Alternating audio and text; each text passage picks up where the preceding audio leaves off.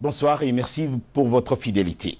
Comme promis, voici la deuxième partie de notre série de 2 émissions consacrées aux enjeux de l'intégration économique entre Djibouti et l'Éthiopie. Si la semaine dernière, nous avons vu les enjeux de cette intégration entre les 2 pays sur le prisme de l'analyse des autorités éthiopiennes, je vous propose ce soir de voir, ou plutôt d'écouter les explications de 3 personnalités djiboutiennes en prise directe avec la nouvelle stratégie de coopération entre les 2 pays voisins qui ont décidé d'un commun accord d'avancer vers une complémentarité de leurs infrastructures respectives. Et c'est là dans l'objectif d'établir une véritable zone de libre-échange. Les 3 personnalités djiboutiennes qui vont intervenir ce soir dans ces dossiers sont l'ambassadeur de Djibouti en Éthiopie, M. Mohamed Idriss Farah, qui nous explique le mandat assigné par le président de la République à notre mission diplomatique d'Addis Abeba. Vous suivrez également une interview du président de l'autorité des ports et des zones franches qui nous présente le programme de modernisation et d'extension de nos installations portières. En débat avec le directeur général d'Ethiopian Shipping Line, M. Aboubakar Omar Hadi, nous expliquera sa position sur le concept du connexement direct des flux des marchandises éthiopiennes qui constitue une pomme de discorde entre les 2 pays. Le point de cette question du monopole, c'est dans un instant. Là, il faut ajouter un encadré sur le transport aérien et notamment du fret cargo qui reste le parent pauvre de la chaîne de transport des 2 pays. Nous ferons le point sur ces dossiers avec 2 interviews du vice-président d'Ethiopian Airlines et du directeur général de l'aéroport de Djibouti, M. Mohamed Yacoub. Voilà donc pour les sommaires de l'émission. Bienvenue à tous. La République de Djibouti et l'Éthiopie sont plus que jamais liées par un destin commun et par un idéal commun de développement intégré. Ce sont les propos de M. Mohamed Idriss Farah, ambassadeur de Djibouti en Éthiopie, pour expliquer l'intégration économique qui constitue désormais le socle de la coopération économique entre les 2 pays. Pour preuve de ce nouveau esprit qui est forcé d'élargir les missions de notre représentation diplomatique, un nouveau bâtiment ultramoderne sera construit ici sur le site de l'ancienne ambassade et qui regroupera, outre le personnel diplomatique, les représentants de l'ensemble des départements et des services djiboutiens qui interviennent dans les relations commerciales, économiques et politiques avec l'Éthiopie. M. Mohamed Idriss Farah, 45 ans, diplomate de carrière, est en fonction ici depuis 9 mois maintenant. Il nous explique que les 2 pays ont aujourd'hui une même identité de vue sur la situation politique et sécuritaire de la région et notamment du dossier somalien qui à un moment donné a créé entre les 2 gouvernements une différence d'appréciation sur cette crise.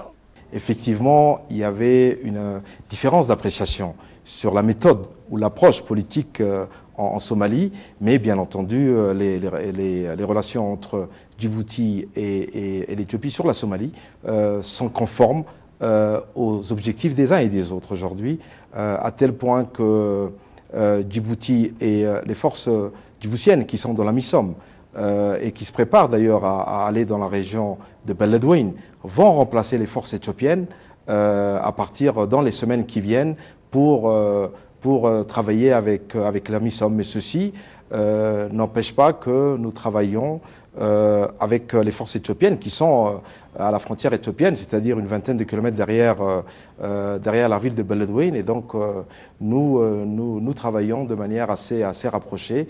Et encore une fois, il y a eu peut-être des divergences de vues sur la question somalienne, mais globalement les relations sont bonnes et nous avons une vue commune sur la question somalienne. Le mandat était clair du chef de l'État. Le chef de l'État m'a toujours dit, avant même de venir à Addis Abeba, que l'importance des relations qu'il voyait avec l'Éthiopie. Et bien entendu, ceci était quelque chose que nous comprenions aux affaires étrangères. Et donc, il m'a demandé instamment de travailler davantage pour rapprocher, si besoin était, les relations entre les 2 pays. En ce qui concerne le partenariat stratégique, nous travaillons dessus. Vous savez qu'on a eu une commission mixte à Djibouti au mois de janvier, où le vice-premier ministre, ministre des Affaires étrangères, était le chef de la délégation éthiopienne. Et nous avons, bien entendu, comme vous le savez, travaillé sur un certain nombre de points, et notamment sur un rapprochement de plus en plus fort de nos 2 économies. Comme vous le savez, le Premier ministre éthiopien a lui-même dit qu'il fallait que les 2 économies puissent aller dans le même sens, et le président de la République également. Donc nous travaillons sur Dans les jours qui viennent d'ailleurs, une délégation doit venir de Djibouti ou dans les semaines qui viennent pour justement commencer à travailler sur ce partenariat stratégique qui est essentiel, non pas seulement pour Djibouti, mais aussi pour l'Éthiopie. L'intérêt de l'un ne va pas sans l'intérêt de l'autre. Et donc nous travaillons dans ce partenariat stratégique. L'intégration déjà a commencé, même si on ne le disait pas, à l'époque de la colonisation, dans la mesure où le premier projet a été le chemin de fer. Ça s'est poursuivi maintenant avec l'électricité à Djibouti qui est donnée par l'Éthiopie. Ça se poursuivra également avec la question de l'eau. Nous sommes en train de travailler aussi sur la question de l'eau, comment utiliser l'eau d'Éthiopie à Djibouti. Donc, ce que nous voulons, et je crois que c'est l'objectif des deux chefs d'État, c'est d'en faire un exemple pour la région, cette intégration, au même titre que ce qu'on a pu voir en Europe avec l'Allemagne et la France. Ça doit être un exemple d'intégration économique pour l'ensemble de la région. Nous le faisons pour l'instant au niveau de la sous-région avec l'Éthiopie et avec l'espoir de voir assez rapidement le Sud-Soudan nous rejoindre. Et bien sûr, avec la paix en Somalie, nous espérons qu'une intégration beaucoup plus large puisse se faire, mais toujours avec comme exemple l'exemple du Djibouti éthiopien. Addis a toujours été une capitale diplomatique, de par la création de l'OUA ici même à Addis Abeba. Donc Addis joue toujours un rôle diplomatique au niveau continental, bien entendu. En ce qui concerne les secteurs privés, malheureusement, nous constatons que les hommes d'affaires djiboutiens, malgré les accords qu'il y a pu y avoir au demeurant entre les deux pays qui facilitent, c'est-à-dire tout Djiboutien dispose des mêmes avantages qu'un Éthiopien pour investir en Éthiopie.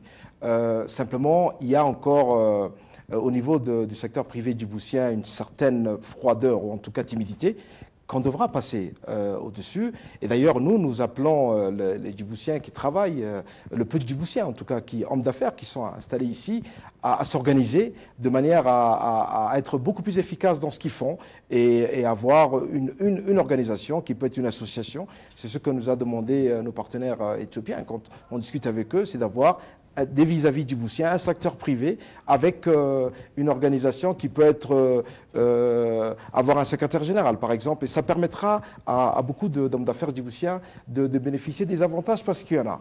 En ce qui concerne le boom économique, évidemment que l'Éthiopie est un pays qui a une croissance à 2 chiffres. L'idée est de faire profiter également Djibouti. L'Éthiopie ne pourra pas se développer tout seul avec une croissance de cette importance-là si Djibouti n'est pas à côté.